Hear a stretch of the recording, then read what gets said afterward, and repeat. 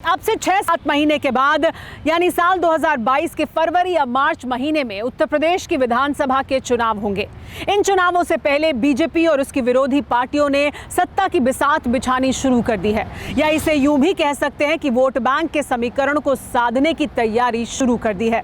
दिलचस्प यह है कि अब से पहले तक ओबीसी, दलित और मुसलमानों को वोट बैंक के तौर पर साधने की सियासत की जाती थी, लेकिन इस बार माजरा कुछ और ही है। इस बार उत्तर प्रदेश की सियासत में राम बनाम परशुराम की राजनीति खुल्लम खुल्ला की जा रही है। ये कहा जा रहा है कि जिसके परशुराम उसका बन गया काम। तो राजनीति की इस पहेली को ही सुलझाने की हम आज की टेलीसीरीज के जरिए कोशिश करेंगे। आज की टेलीसीरीज ब्राह्मण पिवट ऑफ यूपी पॉलिटिक्स के इस एपिसोड में देखिए समीकरण, road map to victory.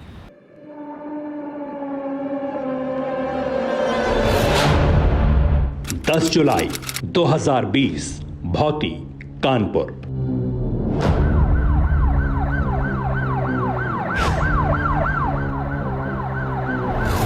Kanpur से 30 किलोमीटर दूर भौती गांव के पास हाईवे पर पुलिस की गाड़ियों का काफिला फर्राटा भर रहा था।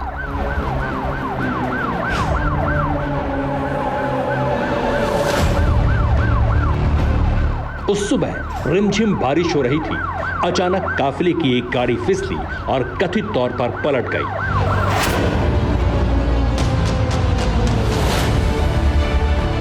पलटने वाली गाड़ी में एक दुर्दांत अपराधी सवार था। पुलिस की थ्योरी के मुताबिक उसने भागने की कोशिश की। पुलिस ने रोका, अपराधी नहीं रुका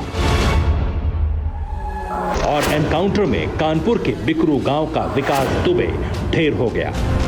यहां सवाल यह नहीं था कि यह एनकाउंटर फेक था या नहीं। यहां सवाल था कि इस वारदात के बाद उत्तर प्रदेश की सियासत का रुख कैसे बदल गया।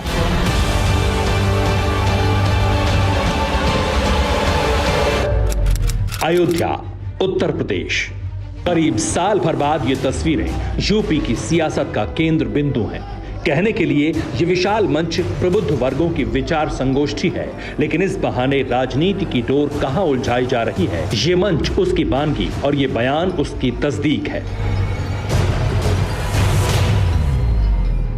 तो इतना बड़ा चिट्ठा है, कहां तक गिनाएंगे? 1 घंटा लग जाएगा खाली उनके किस्से बताने में आपको कि कहां कहां पर कैसे कैसे 400 से ज्यादा ब्राह्मण समाज के लोगों को मार गिराया गया। तो इसलिए आज के रोज इनके टारगेट में या तो दलित समाज के लोग हैं या ब्राह्मण समाज के लोग। यूपी चुनाव से पहले पावन अयोध्या की धरती से ये मायावती की बहुजन समाज पार्टी का ब्राह्मण कार्ड है।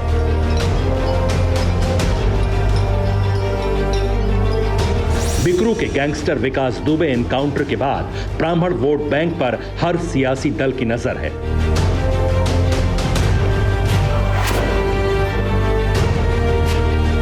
दस साल से सत्ता से दूर मायावती को ब्राह्मण वोट में उम्मीदों का चिराग दिखने लगा है। लिहाजा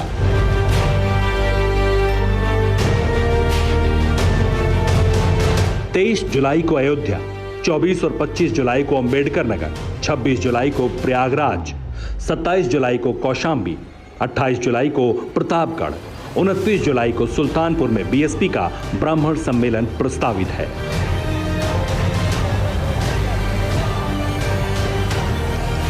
इस सम्मेलन के जरिए मायावती 2007 की सोशल इंजीनियरिंग के लिए वोट बैंक के साजो सामान इकट्ठा कर रही हैं, जिसकी शुरुआत अयोध्या से हुई है। सियासत का यह सिलसिला राम बनाम परशुराम की सियासत से परवान चढ़ा।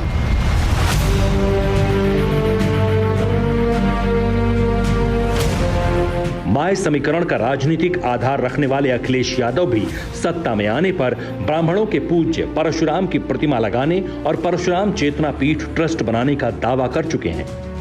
इसके जवाब में बीएसपी ने भी समाजवादी पार्टी की परशुराम मूर्ति के मुकाबले उससे ऊंची प्रतिमा बनवाने का ऐलान किया है। सवाल उठता है, आखिर अचानक ब्राह्मण उत्तर प्रदेश की राजनीति में अहम क्यों हो गए? आखिर सत्ता पाने के लिए ब्राह्मणों की अहमियत क्या है? इसे समझेंगे, लेकिन उससे पहले देखिए, जिस विकास दुबे एनकाउंटर के बहाने योगी राज को कटघरे में खड़ा किया जा रहा है, ब्राह्मण विरोधी करार दिया जा रहा है, आखिर उसकी सच्चाई क्या है?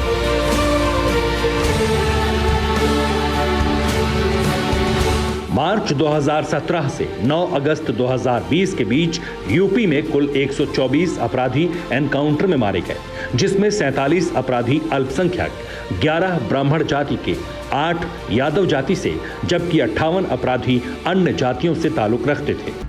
आंकड़े साबित करते हैं कि पुलिस की बंदूक की नली से निकली गोली जाति धर्म के लोगों को निशाना बनाकर नहीं चली। विकास दुबे एनकाउंटर भी इसे साबित करता है। लिहाजा ब्राह्मणों पर डोरे डालने वाली राजनीति बीजेपी के लिए विरोधी दलों का तिकड़म भर है।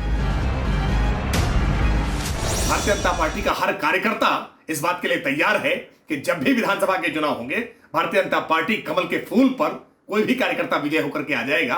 हमने विकास के काम किए हैं और जनता विकास के मुद्दे पर फिर भारतीय जनता पार्टी को चुनने के लिए तैयार है। अब सवाल है, आखिर यूपी की सियासत में ब्राह्मण जरूरी क्यों हो गए? अब जरा इस तिलिस्म को समझिए। योगी राज से ब्राह्मण वर्ग नाराज बताया जा रहा है। ब्राह्मणों के बजाय राजपूतों को तवज्जो देने के आरोप हैं। अगड़ी जाति में ब्राह्मण सबसे बड़ा वोट बैंक है। यूपी में मुसलमानों के बाद ब्राह्मण वोट बैंक सबसे बड़ा है। पूर्वांचल और बुंदेलखंड में ब्राह्मण वोट बैंक निर्णायक है।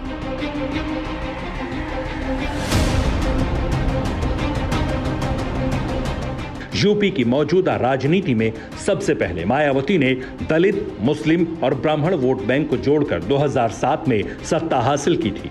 मायावती का प्रयोग कामयाब रहा।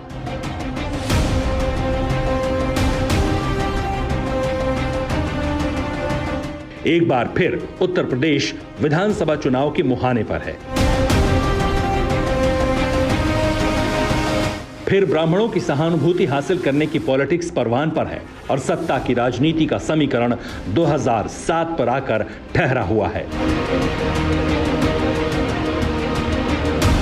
फिक्र आपकी, सोमवार से शुक्रवार रात 9 बजे सिर्फ TV9 भारतवर्ष पर।